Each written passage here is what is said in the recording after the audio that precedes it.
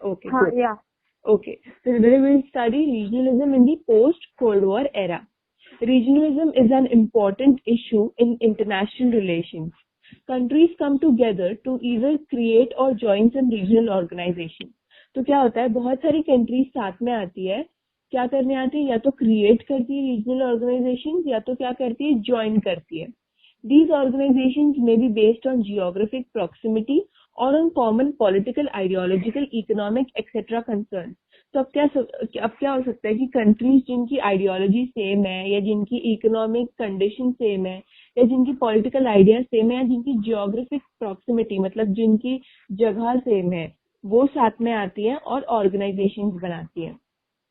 While geographic linkages are important, sometimes some functional and infrastructural issues become the basis of regional cooperation. अब क्या होता है कि एक कंट्री को ग्रो करना होता है, तो वो जो दूसरी कंट्री जो अच्छी ऑलरेडी है उससे हेल्प मांगती है, तो वो क्या करती है, उनके साथ एक ऑर्गेनाइजेशन में जुड़ जाती है ताकि वो एक दूसरे को हेल्प कर सके और उनका इंफ्रास्ट्रक्चर और सब डेवलप हो. These can be in areas like transport and communication, energy, health, etc. अब समझो चाइना है और इंडिया है, ठीक है. तो समझो कि इंडिया अभी उतनी डेवलप नहीं हुई है जितनी चाइना हुई है. तो इंडिया को क्या चाहिए, ट्रांसपोर्ट में हेल्प चाहिए या कभी हेल्थ में हेल्प चाहिए, तो वो क्या करेगी, चाइना से हेल्प मांगेगी, उनके साथ एक ऑर्गेनाइजेशन बिठा लेगी ताकि चाइना इन्हें हेल्प कर सके, ऐसे करके. तो ये होता है कि these can be in areas like transport and communication, energy, health, etc. The process of regionalism usually begins with a political dialogue among the participants.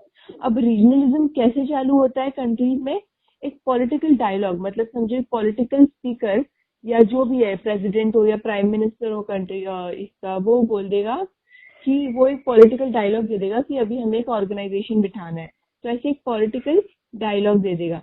Similar ideological perspectives or economic concerns may help the process of dialogue.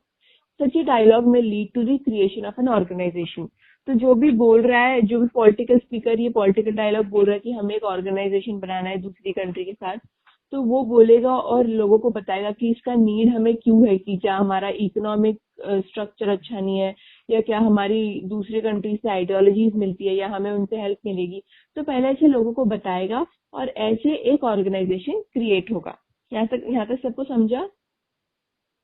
हाँ, okay. Okay, yeah. In the 1940s and 1950s, regionalism in Asia and Africa focused on a political dialogue between countries. तो 1940s और 1950s में regionalism in Asia और Africa ने क्या किया, उनने focus किया एक पॉलिटिकल डायलॉग बिटवीन कंट्रीज में. In Europe the focus was on economic cooperation. अब यूरोप में क्या था, इकोनॉमिक कोऑपरेशन पे फोकस था कि अगर ये लोग ऑर्गेनाइजेशन बनाते हैं तो क्या अपने इकोनॉमी को बढ़ाने के लिए बनाएंगे. For example, Europe created the European coal and steel community. तो क्या किया, यूरोप ने अपना इकोनॉमी बढ़ाने के लिए क्या किया, यूरोप ने क्या क्रिएट किया, European coal and steel community create किया, ECSC. ठीक है, क्या बोलते हैं मुझे, ECSC क्रिएट किया, which is European coal and steel community. कब क्रिएट किया ये इन लोग ने, 1951 में. तो Europe created the European coal and steel community which is ECSC in 1951. फिर उनने द यूरोपियन इकोनॉमिक कम्युनिटी भी क्रिएट किया. क्यों क्रिएट किया, because they wanted to increase their economic value. Yes, तो उनने पहले क्या क्रिएट किया, European coal and steel community in 1951. Yes, and secondly the European economic company. उनने ये कब क्रिएट किया, यूरोपियन इकोनॉमिक कम्युनिटी उनने ये क्रिएट किया 1957 में. ओके. और तीसरा क्या यूरोप ने क्रिएट किया, European atomic energy agency.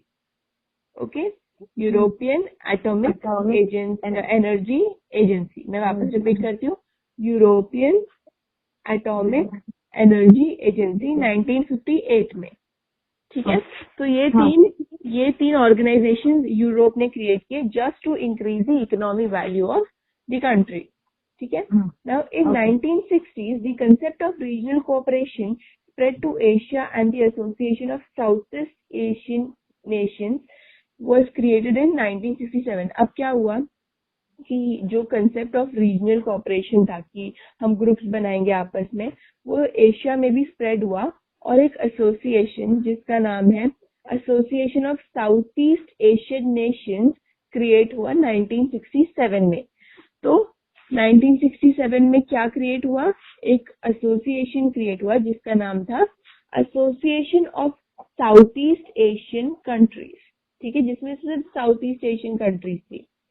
In the 1960s, we saw the growth of regional organizations that focused on economic issues. तो 1960s में हमने क्या देखा कि जो इकोनॉमिक ग्रोथ के लिए ग्रुप बनती थी कि किसी कंट्री का इकोनॉमी कम है तो उसके लिए एक ऑर्गेनाइजेशन बना लो ताकि उसकी इकोनॉमी बढ़े। तो 1960s में इकोनॉमिक ग्रोथ पर ज्यादा फोकस किया जाता था। Some regional organizations like the North Atlantic Treaty Organization, which is NATO, सबको पता होगा, North Atlantic Treaty Organization, NATO, focused on security issues. तो अब नाटो ने क्या किया, नाटो ने इकोनॉमिक इश्यूज पे नहीं फोकस किया, नाटो ने सिक्योरिटी इश्यूज पे फोकस किया कि जैसे कि कोई कंट्री है उसकी सिक्योरिटी इश्यू पे कि उसके बॉर्डर पे अच्छी सेना होनी चाहिए ताकि उनको कुछ प्रॉब्लम ना हो, अगर कभी वॉर हो तो उनके ऊपर कभी कुछ बैकफायर ना हो। इसलिए उनने क्या किया, उनने एक ऑर्गेनाइजेशन बताया जिसका नाम है North Atlantic Treaty Organization NATO, that focused on security issue, जो सिक्योरिटी इश्यूज पे फोकस करते थे। In the post cold war era the regional organization started to focus on issues of trade.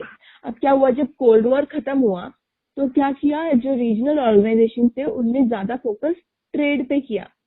We see the creation of trade blocks during this period. अब trade blocks क्या होते हैं वो पढ़ेंगे हम। A trade bloc is created when a group of nations make special agreements regarding their economic relationships with each other.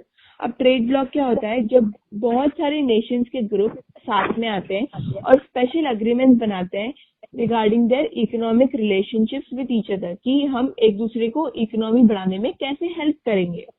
The agreements generally focus on the relaxation or elimination of trade barriers. तो agreements में ज्यादातर क्या होता है कि जो trade barriers है, जो उनके बीच में ट्रेड करने को जो बैरियर्स आ रहे हैं बीच में, उसको हटाने के बारे में वो सोचते हैं। The most common types of trade barriers are tariffs, which is taxes on imports. अब जब आप import करते हो तो टैक्स तो लगता है, तो क्या वो लोग क्या उन अग्रीमेंट में क्या फोकस करते हैं कि ये जो टैक्स लगता है imports में हम उसे निकाल देंगे। And quotas, quotas क्या है, limits on the quantities of various imports. Just a second, कोई आ रहा है,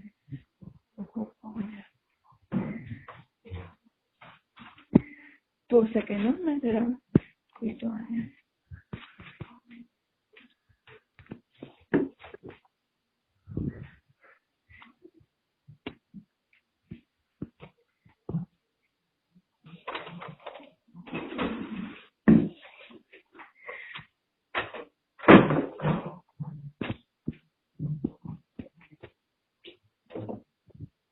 Yes, done. So sorry. तो सबको ट्रेड ब्लॉक समझा या किसी को भी डाउट है? ट्रेड ब्लॉक ना? हाँ, trade block, trade block, trade block, trade block. तो ट्रेड ब्लॉक क्या होता है, जब बहुत सारे नेशन साथ में आते हैं और एक अग्रीमेंट बनाते हैं कि हम एक दूसरे को हमारी इकोनॉमी बढ़ाने में मदद करेंगे। और उस अग्रीमेंट्स में ज्यादातर क्या होता है, वो फोकस करता है कि अगर हम ट्रेड करते हुए हमें कोई डिफिकल्टी आई तो हम उसे निकाल देंगे। और वो डिफिकल्टीज मोस्टली क्या होती है, टैरिफ्स होती है। What are tariffs? They are taxes on imports, कि जब आप इंपोर्ट करते हो सामान तो टैक्स लगता है, तो वो हम हटा देंगे। और क्या, quotas, that is limits on the quantities of various imports, तो वो भी हम हटा देंगे। ऐसे हम क्या कर रहे हैं, एक दूसरे की इकोनॉमी बढ़ाने में हेल्प कर रहे हैं। ठीक है, अभी हम different types of regional organisations पढ़ेंगे। वो कचरा लेना आई थी। तो फिर सॉरी, हाँ, तो पेज नंबर बताना क्या? यस, पेज नंबर क्या है बताना? Page number 7। हेलो, किसको डाउट है? हाँ बोलो, किसको डाउट है? पेज नंबर क्या है बताइए? मुझे सुनाई नहीं दे रहा आपकी आवाज। पेज नंबर क्या है पूछ रहा है वो। अच्छा, पेज नंबर 8। ओके 8, ठीक है, ओके। हाँ, तो अब हम वेरियस रीजनल ऑर्गेनाइजेशंस के बारे में पढ़ेंगे which were created in the post Cold War era. तो the first one is European Union which is EU. तो पहले रीजनल ऑर्गेनाइजेशन का नाम क्या है? European union. Yes, EU short form है उसका. Okay. Okay.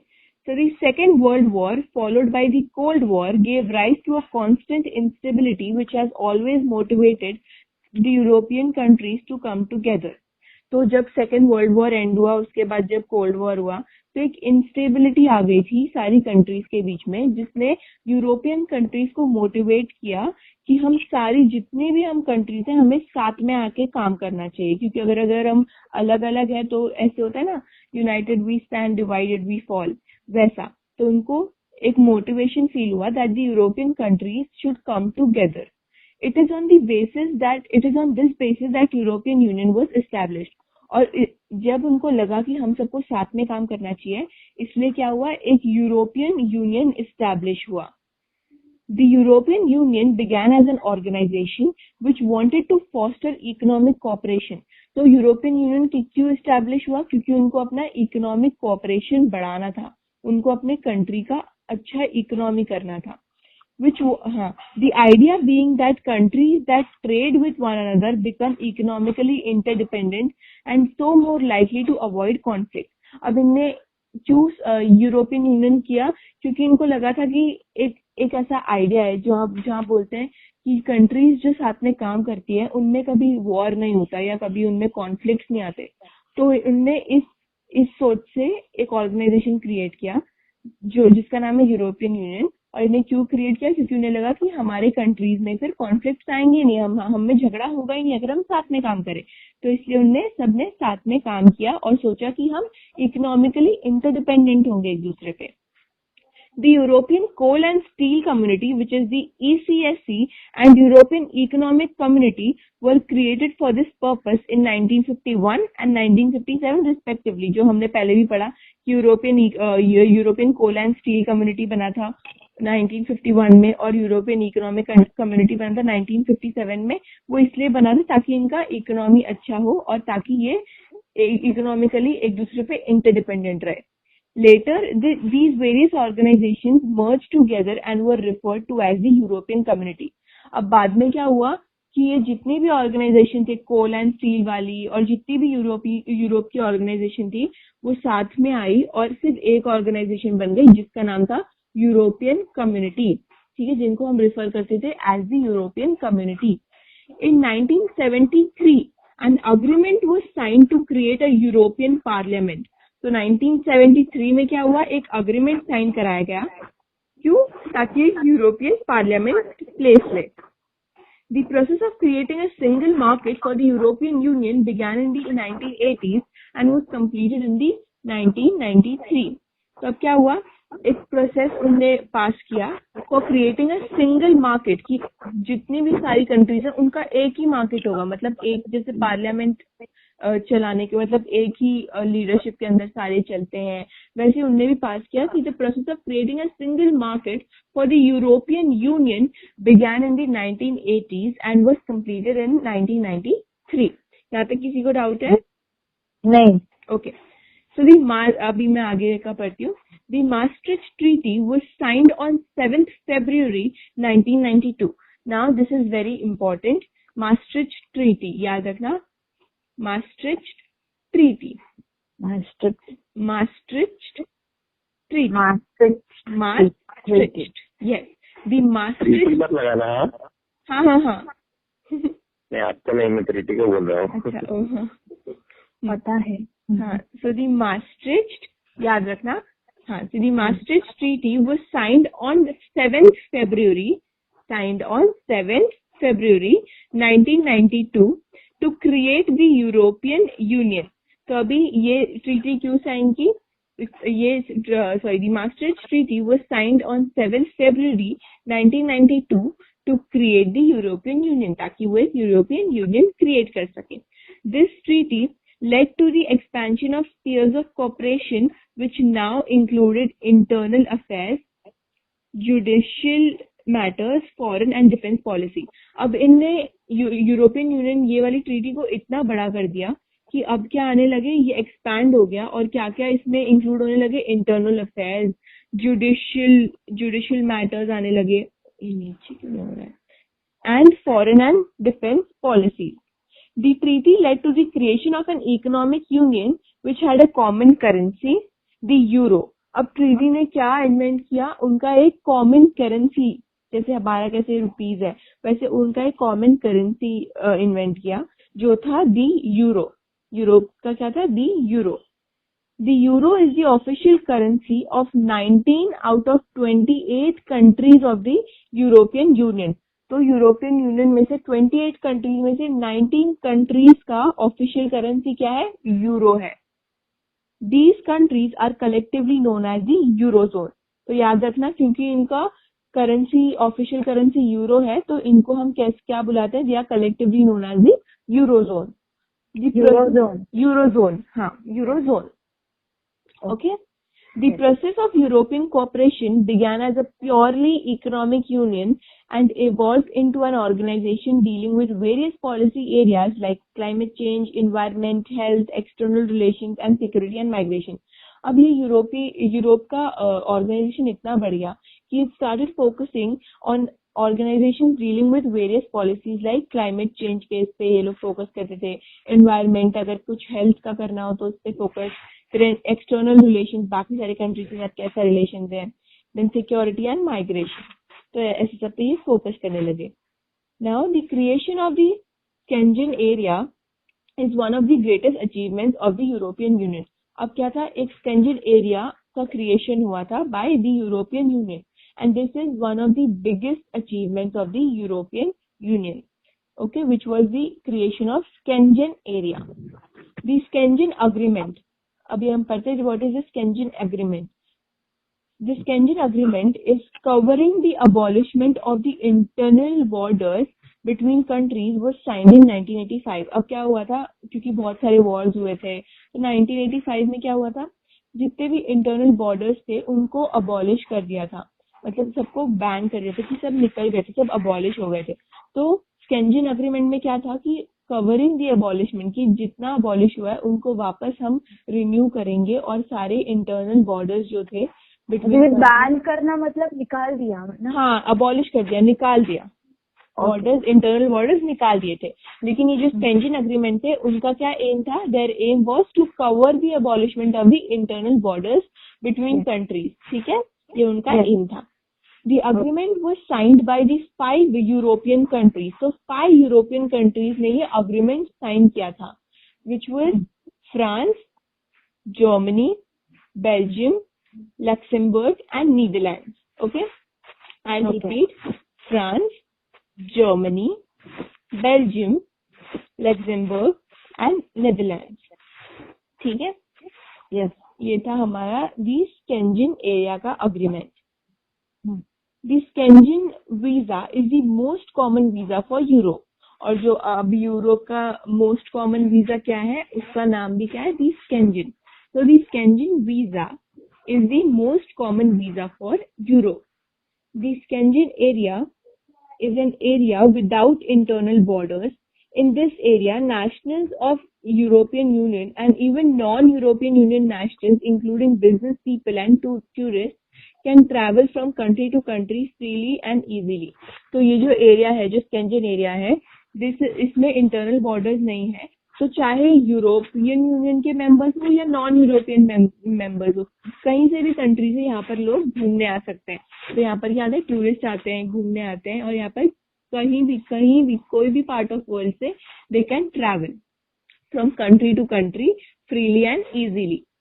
They do not have to go through checks and controls when they pass from one country to another. तो स्केंजन area में ट्रैवल करने के लिए क्या होता है, यहाँ पर you do not have to pass from checks and controls to pass from one country to another. यहाँ पर सब एकदम बहुत ही चिल्ड है, मतलब बहुत ही खुला सा है, आप कहीं भी जा सकते हो, आप फ्रीली जा सकते हो. ठीक है, टुडे 20. हाँ.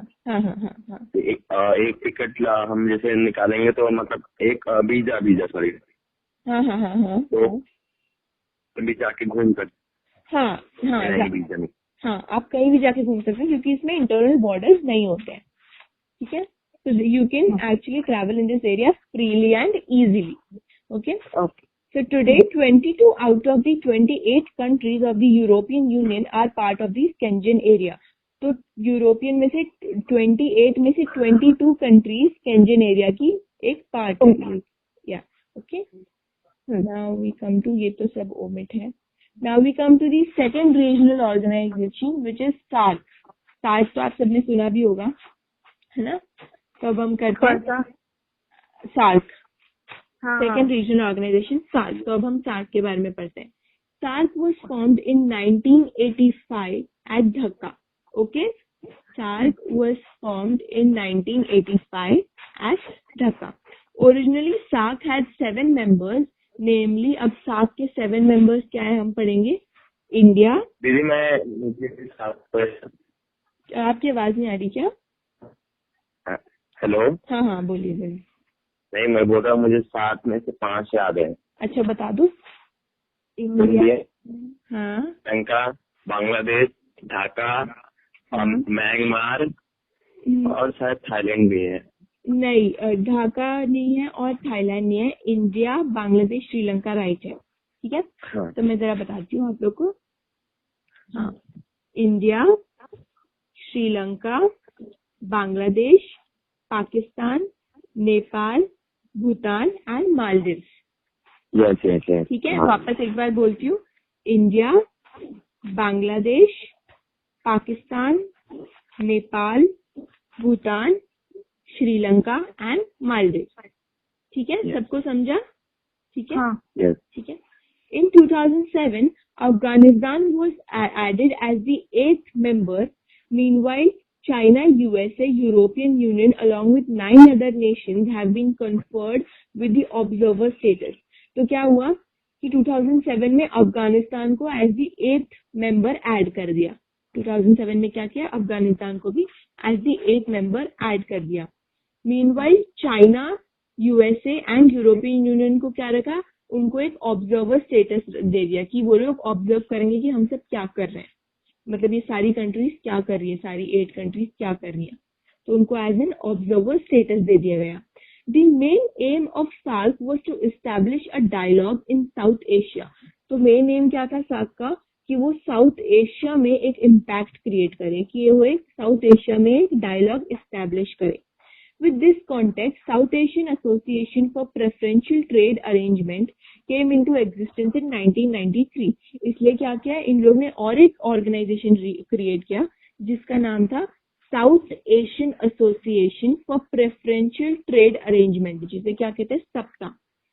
South Asian association for preferential trade arrangement came into existence in 1993. Later in 2006, SAARC's free trade arrangement was activated through South Asian Association Free Trade Era. तो जो सप्ता था उसको सफ्ता ने रिप्लेस कर दिया. तो जो हमारा सप्ता था SAPTA, जो कि हमारा south Asian association for preferential trade arrangement था, उसको निकाल के क्या आया, सफ्ता आया, which was south Asian association free trade area. ठीक है. वही पहले है ना. हाँ. डाउट है कोई? नहीं, कंफ्यूज हो गया था.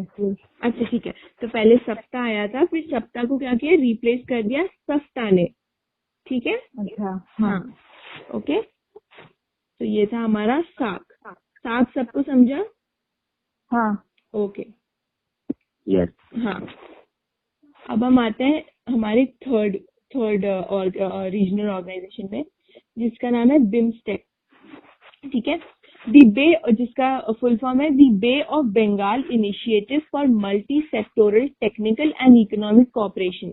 मैं फिर से पढ़ती हूँ. The bay of Bengal initiative for multi sectoral technical and economic cooperation. काय के लिए? ये टेक्निकल और इकोनॉमिक कोऑपरेशन के लिए है. ठीक है. तो BIMSTEC is a regional organization founded in 1997. ठीक है. It comprises of 7 member states lying in the littoral and adjacent areas of the Bay of Bengal. तो Bay of Bengal के littoral and adjacent areas में ये states member states इसके ये क्या है, ये इसके पार्ट है. Bay of Bengal, initiative for multi sectoral technical and economic cooperation के ये 7 मेंबर स्टेट जो littoral and adjacent areas of the bay of Bengal में रहते हैं वो इसके पार्ट है। Among them 5 are from South Asia. इसमें 7 जो हमारे 7 मेंबर स्टेट्स है उसमें से क्या है 5 साउथ एशिया से हैं, जो कौन कौन है, बांग्लादेश, भूटान, इंडिया, नेपाल, श्रीलंका, ठीक है, ये 5, ठीक है। एंड बाकी अभी कितने बचे, 2, and 2 from south east Asia. पहले साउथ एशिया से 5 मिले, अब 2 कहाँ से, साउथ ईस्ट एशिया से, इंक्लूडिंग म्यांमार एंड थाईलैंड, यहाँ पर थाईलैंड आता है, ठीक है, including Myanmar and Thailand. Okay. BIMSTEC acts as a bridge between South and Southeast Asia and mainly aims to facilitate rapid economic development and promote collaboration and on matters of common interest.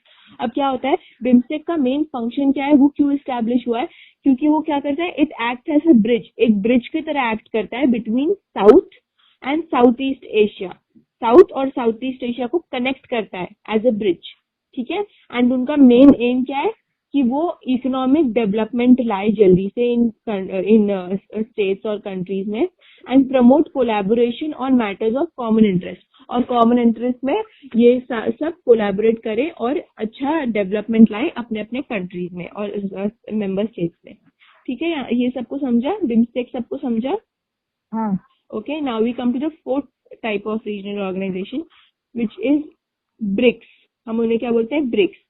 अब BRICS क्यों बोलते हैं, क्योंकि इसमें वो country ये क्या बोलते हैं, कितने हैं, 1 2 3 4 5, हाँ एग्जिट, हाँ बोलिए। ब्रिक्स का ऐसा full form I think British exit ऐसा करके कुछ है ना।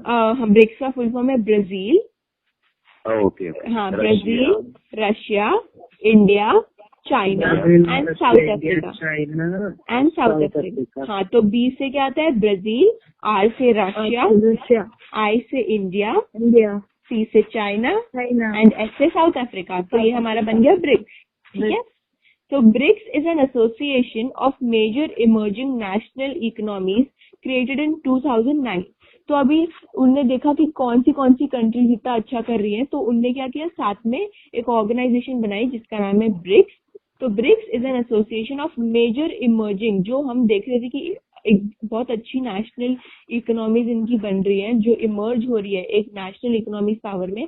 तो उन सब ने साथ में मिलके एक ऑर्गेनाइजेशन बनाया called BRICS in 2009। Its original members were Brazil, Russia, India and China. तो पहले सिर्फ ब्रिक्स था, लेकिन फिर क्या हुआ, साउथ अफ्रीका ज्वाइंड इन 2010। तो ब्रिक्स था पहले सिर्फ, लेकिन फिर क्या हुआ, ब्रिक्स बन गया क्योंकि साउथ अफ्रीका ने 2010 में ज्वाइन किया, ठीक है। BRICS members are all developing countries और न्यूली इंडस्ट्रियलाइज कंट्रीज। तो ब्रिक्स के जितने भी मेंबर्स हैं वो सारी डेवलपिंग कंट्रीज है, सारी कंट्रीज क्या है, डेवलप हो रही है या तो न्यूली इंडस्ट्रियलाइज कंट्रीज है। They have large, fast-growing economies and significant influence on regional and global affairs. तो इनका क्या है, जितनी भी कंट्रीज है, बोलो चाइना है, Brazil, Russia, India, south Africa, जितनी भी ब्रिक्स में कंट्रीज हैं, वो उनका क्या है, बहुत ही लार्ज और बहुत जल्दी फास्ट ग्रोइंग इकोनॉमी है इनकी। जैसे हम कैसे, अगर हम देखें कि 2010 में इंडिया कितना था और अभी कितना है, तो कितना जल्दी ग्रोथ हुआ है ना इंडिया का। तो इसलिए they have large fast growing economies, जल्दी इनकी इकोनॉमी बढ़ती है, and significant influence on regional and global affairs. और जितने भी इनको कंट्रीज फॉलो करेंगे उन पे बहुत अच्छा इम्पैक्ट पड़ेगा। मतलब हम जितनी भी कंट्रीज है ब्रिक्स में, वो काफी इन्फ्लुएंस करती है बाकी कंट्रीज को डेवलप करने में। तो all of them are members of G20। अब G20 क्या है, हम आगे पढ़ेंगे। तो लेकिन ये जितने भी कंट्रीज हैं, ये सारे G20 के भी मेंबर्स हैं। तो ब्रिक्स का फुल फॉर्म एक बार फिर से हम करेंगे, Brazil, Russia, India, China and South Africa. Very nice. तो ये था हमारा 4th रीजनल ऑर्गेनाइजेशन ब्रिक्स। तो अब हम आते हैं 5th पे, जिसका नाम है शंघाई कोऑपरेशन ऑर्गेनाइजेशन, जिसका शॉर्ट फॉर्म है SCO।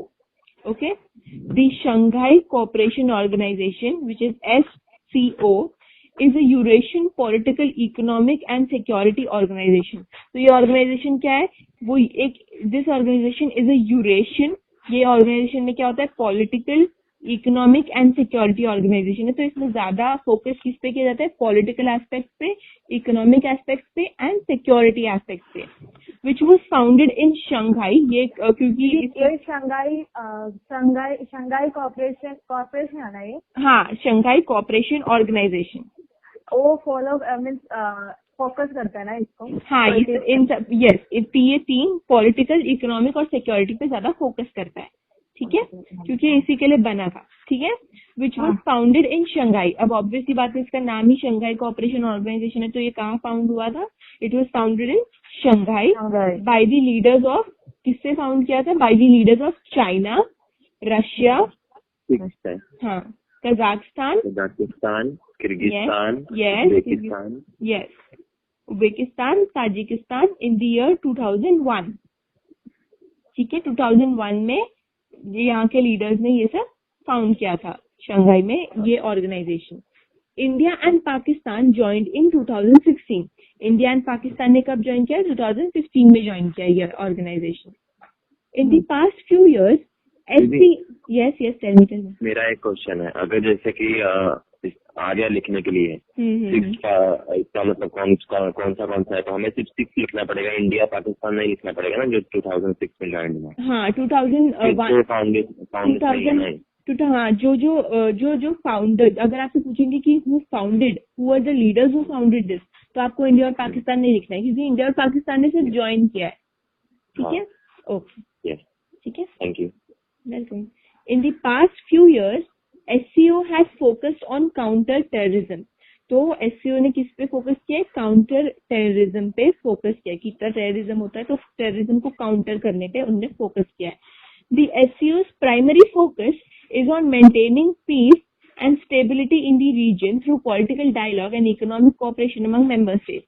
तो इनका मेन एम क्या है, इनका प्राइमरी फोकस क्या है कि ये पीस मेंटेन करेंगे, इसलिए इनने क्या किया है, सब साथ में आ गए हैं ताकि ये एक दूसरे को हेल्प कर सके इकोनॉमिक डेवलपमेंट में, और इनमें कभी झगड़ा भी ना हो, इसी बहाने इनका पीस भी मेंटेन हो जाएगा। SCO also encourages effective cooperation in trade, research and technology. SCO क्या और किन चीजों में encourage करता है, effective cooperation in trade में encourage करता है, research में encourage करता है और technology development में भी encourage करता है। Now this was SCO, Shanghai Cooperation Organization. Now we come to the 6th regional organization which is G20, जो हमने याद है, हमने ब्रिक्स में पढ़ा था कि ये सारे मेंबर्स ऑफ G20 भी है। हाँ, तो अब हम पढ़ते हैं कि G20 क्या है। तो G20 is an international forum established in 1999 for governments and central bank governors from 19 countries and the European Union. तो G20 क्या है, it is an international forum जो कि 1999 में एस्टैब्लिश हुआ था for governments and central bank governors, governments के लिए एस्टैब्लिश हुआ था और सेंट्रल बैंक गवर्नर्स के लिए, फ्रॉम 19 कंट्रीज ने ये किया था, बनाया था, and the European union. It was formed with the primary aim to discuss policies relating to financial stability. अब इनका प्राइमरी एम क्या था कि ये क्या करेंगे, पॉलिसीज डिस्कस करेंगे रिलेटिंग टू फाइनेंशियल स्टेबिलिटी, मतलब इनकी कंट्री की फाइनेंशियल स्टेबिलिटी कितनी है, कि ये कंट्री में कितना फाइनेंस बन रहा है, कितना ये बन रहा है, तो ये सब ये डिस्कस करेंगे इस ऑर्गेनाइजेशन के under. Since 2008, the G20 summits are attended by the heads of the government or head of the states along with their finance ministers and foreign ministers. अब 2008 से क्या होता है, G20 अपने समिट ऑर्गेनाइज करता है कि कहीं ना कहीं डिस्कस करने के लिए कि कितना फाइनेंस बन रहा है। तो जितने भी स्टेट्स के जितने भी गवर्नमेंट हेड्स होते हैं या फाइनेंस मिनिस्टर्स होते हैं और फॉरेन मिनिस्टर्स होते हैं, ये सब ये जाते हैं ये G20 का समिट अटेंड करने, क्योंकि ये बहुत इंपॉर्टेंट होता है।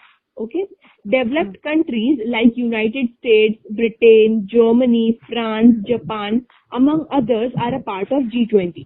तो जितने भी डेवलप्ड कंट्रीज है जैसे कि United States, Britain, Germany, France, Japan और बहुत सारे और countries are a part of G20. It thus acts as a platform for discussion between the developed and developing countries.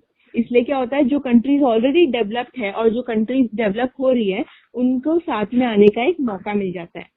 India plays an active part in G20. India का बहुत ही एक active role है G20 organization में। We have seen some of the important trends in global politics since 90। अभी तो हम ये इसी के साथ हमारा सारे रीजनल ऑर्गेनाइजेशन खत्म हो जाते हैं, ठीक है। हमने कर दिए सारे 6 regional organization. So we have seen some of the important trends in global politics since 1991. These trends indicate the major changes that have taken place in the world since the disintegration of the Soviet Union. तो अब chapter and करने आया है, तो ये हमें बता रहा है कि कैसे सोवियत यूनियन डिसइंटीग्रेट हुआ था, फिर सिर्फ यूएस आया था, फिर मल्टीपोलर होने लगा वर्ल्ड, फिर कैसे ऑर्गेनाइजेशंस आए, जैसे हमने पूरा चैप्टर में पढ़ा, बस एक गो थ्रू था, ठीक है। अब हमारा ये चैप्टर तो हो गया खत्म, ओके। बाकी तो आपका ओमिट है। चलो yes tell me question answer. हाँ मैं आपसे हाँ बोलो। देखिए हमारा जो चैप्टर अभी एंड हुआ है, ठीक है, इसमें टोटल कितना पैराग्राफ और कितना पेजेस तक खत्म मतलब डिलीट किया गया है? अच्छा मैं आपको बताती हूँ। देखा जाए तो बहुत कुछ जितने भी यू नो करके थे ना, तो जितने भी ग्रीन बॉक्सेस में आते थे। दीदी लेकिन मेरा एक मुझे कंफ्यूजन हो रहा है। मेरे पास जो रिकॉर्डिंग है, मैंने जो वॉलंटियर से करवाया है रिकॉर्डिंग, वो उसमें अभी मैं कैसे पढ़ाई करूँ मुझे समझ नहीं रहा है। अभी इसमें गायब हो चुका है, तो मतलब ऐसा कुछ मैं समझी नहीं आपको। नहीं मतलब मैंने रिकॉर्ड करवाया है वॉलंटियर से, तो उसको मैं अभी कैसे पढ़ूँ, क्योंकि उसमें बीच बीच से तो निकाल दिया गया है। ऐसा कुछ है क्या? अच्छा मैंने सेजन मैम को जो रिकॉर्डिंग भेजी थी, उसमें ये ग्रीन टेबल कुछ नहीं है, तो आप उनसे पढ़ सकते हैं, क्योंकि उसमें ऐसा ये कुछ नहीं है। तो आप मैं आपको भेजा उनने? हाँ है तो आप उस वजह से पढ़ लेना, क्योंकि उसमें मैंने पूरा समझाया, लेकिन उसमें ग्रीन टेबल्स नहीं है, जो ओमिट किया है वही। अच्छा, इसमें ग्रीन वाले टेबल क्या वो एबीसी का यूट्यूब चैनल है, वहाँ पे जाके अपलोड। हाँ वहाँ पर भी देख सकते हो आप। और मैंने जो रिकॉर्डिंग भेजी है उसमें भी ये ग्रीन टेबल्स में नहीं बोला है, तो फिर आप वो भी जाके देख सकते हो। तो मतलब ऐसा है कि जितना आपने पढ़ाया है, ये सब जो डिलीट किया गया वो नहीं है ना? हाँ नहीं है। ओके, ग्रीन टेबल्स मतलब आप जो रिकॉर्ड करते हो ना, आप जो रिकॉर्ड करके भेजते हो ना मैम को, हाँ वही जाते हैं, मतलब अपलोड होते हैं। हाँ वही होता है ना। हाँ तो सेम है, वही है फिर। दीदी हाँ हम लोग अभी ऑब्जेक्टिव्स करके रखते हैं और ब्रीफ आंसर सब गो थ्रू करते हैं। हाँ चलेगा। बहुत ही कम ये है उसमें। हाँ तो फिर मैंने स्टार्ट नहीं किया, क्योंकि लिखना भी है क्वेश्चन आंसर। चलेगा नो इश्यूज। हम लोग अभी रिविजन आ जाता है।